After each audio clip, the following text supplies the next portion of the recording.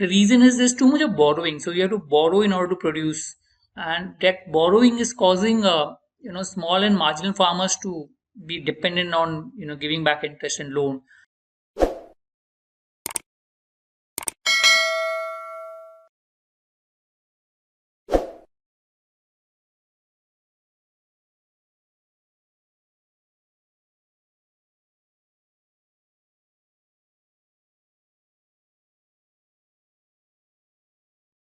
Hi, so we're looking at analyzing a business line opinion editorial, maximum first word MSP. So I like this article because there's a lot of data which can be used in maybe the GD, maybe the PI, maybe the VAT, etc., which is quite relevant to farm laws. And farm laws is what the topic is going on. So let's try to understand what all data is there. So first of all, MSP, minimum support price. Where did it come from? The suggestion came from Frank Parker in 1954. He had come to India, a US-based soil scientist and fertilizer expert. So he had come to India and he had given the recommendation of MSP by looking at the farm sector in the country. It was Lal Bahadur Shastri who introduced MSP in 1964, and he championed the slogan Jai Jawan, Jai Kisan. So this was what he went about. So talking about Jai Kisan. But after that, the farm sector went down, and so the whole farm sector has not been doing well as such. So, survey of by Center of Study of Developing Societies in December 2013 showed 76 farmers would prefer to leave agriculture and move into some other sectors because agriculture is not doing well. Let's be very clear with that. The reason is there's too much of borrowing, so you have to borrow in order to produce, and that borrowing is causing small and marginal farmers to be dependent on giving back interest and loan, and once their produce is not giving them so much income, it becomes a problem. Also, the National Crime Records Bureau in India reported 296,438 farmers have committed suicide since 1995, of which 60,750 are only from Maharashtra. Imagine committing suicide. I mean, it must be pittance in terms of the way it is going forward. Also, census data revealed that occupation in agriculture has reduced from 69.9% to 54.4%. So, number of people working in agriculture has gone down, but the GDP contribution has gone down further. It's gone from 51.9% to 14.4%, a very small proportion. Okay, so that means technically the amount of output that or income that agriculture gives is much lower as compared to the overall GDP. So, Agriculture Price Commission was formed in January 1965, and that was renamed as Commission for Agriculture Cost and Prices in 1985. What was the basic idea of this commission? It is basically to fix prices of 20 crops, 14 kharif, 7 rabi crops, and 2 other crops. So 20 crops were responsible for fixing the MSP. So the current farm laws that were passed allowed sale of agriculture to outside agriculture produce. So initially, almost all APMC is supposed to be the main place where farmers go and sell to the government in terms of MSP or sell basically. But now with the new laws, the farmers are allowed to sell to outside the APMC also. I'm not sure how this one, but I thought that you could sell to the farmers even before these laws were passed. I think the only thing that's additionally come out in this particular laws is the contract farming clause, which has become more prominent. Okay, APMC now, after these laws are passed, will mainly deal with government procurement, and it is led by FCI, Food Corporation of India. Right? So there was a Dalwai committee, the part of the effort to double farmers' income. What they observed? They observed that 26.77% of wheat and 31.33% of paddy were the main items that were procured from 2002 to 2018. These were the main two crops which were procured in terms of MSP. And these are mainly produced in Punjab, Haryana, and therefore the whole agitation which is coming from there. So Punjab and Haryana procurement of this was much higher as compared to everywhere else. So 89% of Punjab and 85% respectively production of paddy was procured, which is like much higher than anywhere else. Okay.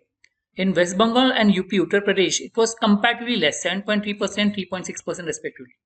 So therefore, procurement and MSP become more important for farmers in Punjab and Haryana as compared to other places. In many states, farmers are forced to sell below MSP as there is no effective procurement operations, because procurement of farmers, not much. Even the government's whole logic is not very good. Logic in the sense, The government's procurement operation is not really good, and therefore a lot of places farmers are forced to sell below MSP. Actually, MSP is not even mentioned anywhere in law. It is just that we are government allowing to purchase at MSP or the price, therefore they are purchasing, but it is not an obligation for the government to purchase at MSP as of now. The exception is $2 in soya in Maharashtra where the market price is high. So automatically there you get price higher than MSP, but everywhere else the sale is below MSP. Now, what is farmer organization? They're demanding mainly to legalize MSP. They want, like right now MSP is not legalized. And even the new farm laws are not talking about anything about MSP. So farmers are feeling, distressed. They're saying that government may move out of complete APMC and move out of it. Only corporates will be there, and smaller farmers will find it difficult to deal with corporates. So therefore, they want the MSP to be legalized as far as possible. So as a matter of Punjab recently passed a law to legalize MSP, but only in wheat and paddy, not in other places. So mainly in wheat and paddy. But government in terms of FCI, Food Corporation of India, has a problem of stocking constraint. They don't have so much place to stock all the grains.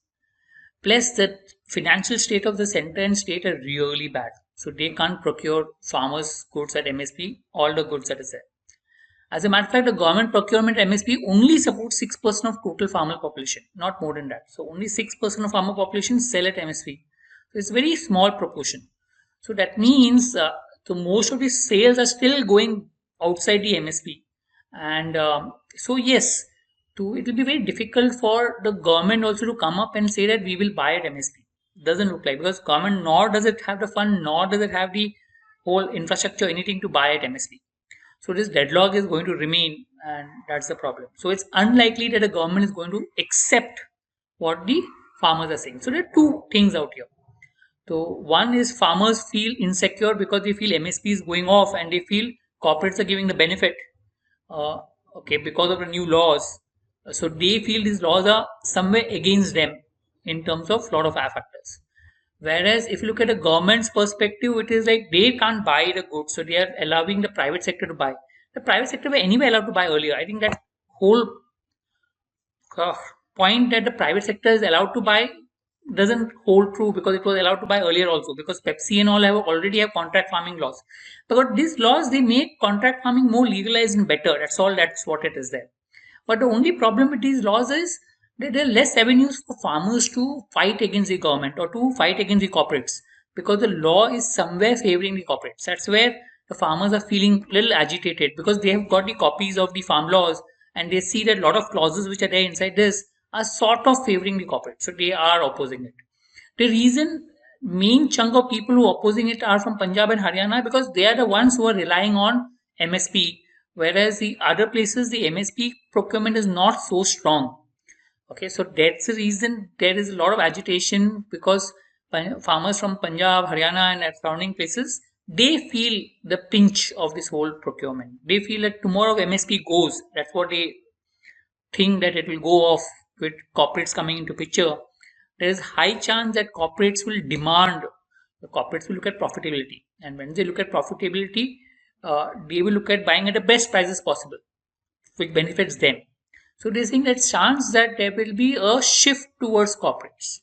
So there are both pros and cons to this whole bill. I mean, there is positive also, because corporate farming will bring in funds into the sector and help.